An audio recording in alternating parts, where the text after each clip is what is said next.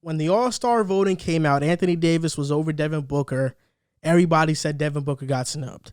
We also placed Mike Conley there because he is on a number one team in the NBA right now in the Utah Jazz.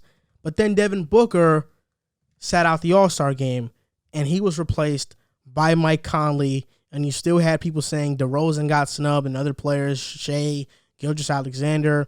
But I think Mike Conley finally becoming an All-Star was well-deserved because there have been about 3 to 4 times where he probably deserved to be an All-Star, and it would have been a shame if he were to finish his career without an All-Star appearance. Yeah, 100%. His whole career in Memphis, he was on those great teams where, one, he was kind of overshadowed because it was a great unit. Like, they didn't have one superstar, I would say. It was a great unit of players, and so he never really got that recognition, along with the fact that the Western Conference guards were really good his whole career. So he kind of got screwed over in the Western Conference his whole career. And now it's not like it was given to him. It's not like it was a handout. You know, as much as it might have factored into the decision to give him the spot, he really earned it this year. He's playing great after a down year last year. He's really bounced back and helped lead the best team in basketball, not one of the best teams in basketball. And he has been such a key part of it. There is nobody more deserving, that was left off the original roster, I think, than Mike Conley. I think the reason why he should have gotten even originally was because you look at past teams that have been really great, that have had great records. One that comes to mind is the Atlanta Hawks, their 60-win team. They had 4 All-Stars, Jeff Teague, Millsap, Al Horford, and Kyle Korver. And for a team to be as great as the Jazz have been so far, for them to only have Rudy and Mitchell is kind of downplaying Mike Conley's impact. Then we look at Golden State. I mean, Curry, Clay, Draymond. Yes, we know Draymond is an elite player and all of them deserve to be an all-star, but when you look at Draymond's stats, they never jumped out at you, but we put him in the all-star game because we knew he deserved that. When you look at Mike Conley right now, he's averaging 16 points per game, about 6 assists, shooting 44% from the field and 42% from 3. And when you talk about advanced stats, he's the leader in a lot of Utah Jazz advanced analytics. He's second in win shares on the Jazz, first is Rudy Gobert. He's first in offensive box plus minus. He's tied first in box plus minus with Joe Ingles. And the Utah Jazz are plus 14 when Mike Conley is on the court, which is most on the team by about a point. So in almost every single advanced analytic, it shows that Mike Conley has been the most impactful player on the Utah Jazz this season. Yeah, and he's not one of those flashy names. He never has been one of those flashy names, but he's always been so impactful to winning.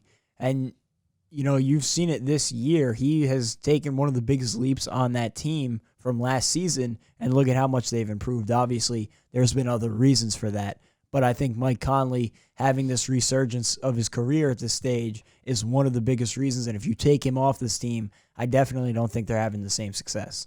Yeah, I agree. And I know we've been talking about the Utah Jazz a lot, going back and forth about whether they're contenders or pretenders.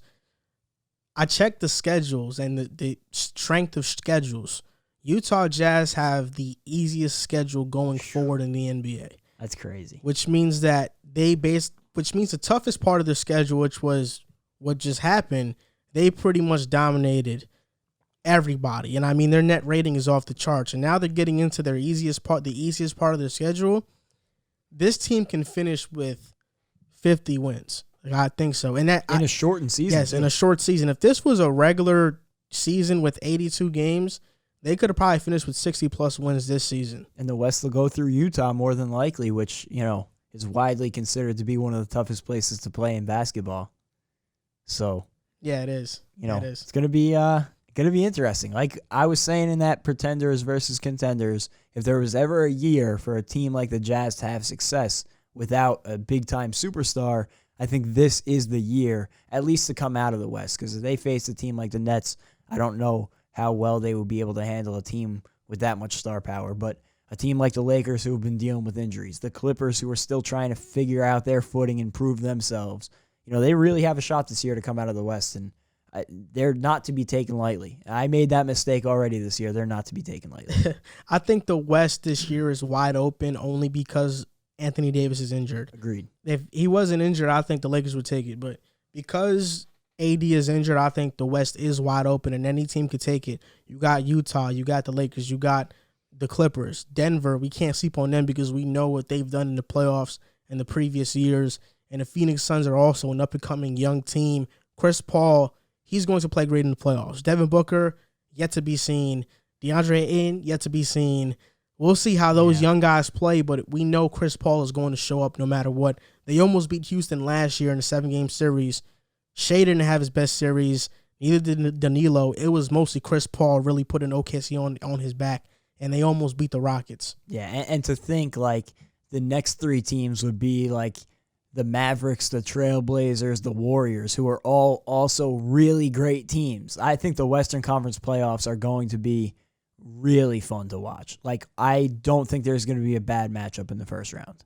Yeah, I don't think so either. I think every series in the Western Conference is going to be a really tough series. Every single series. All of those seeds 4 through 8, usually or I should say 5 through 8. There's usually one you look at or 1 or 2 teams that you look at and you're like, we really got to avoid those guys. All of those teams 5 through 8, and then even when you get into like 9 through 11, you look at them and you're like, that's a tough matchup. Yeah, because Portland, even though they are not the highest seed right now, if you face them in the playoffs, they're going to have CJ and Nurkic back.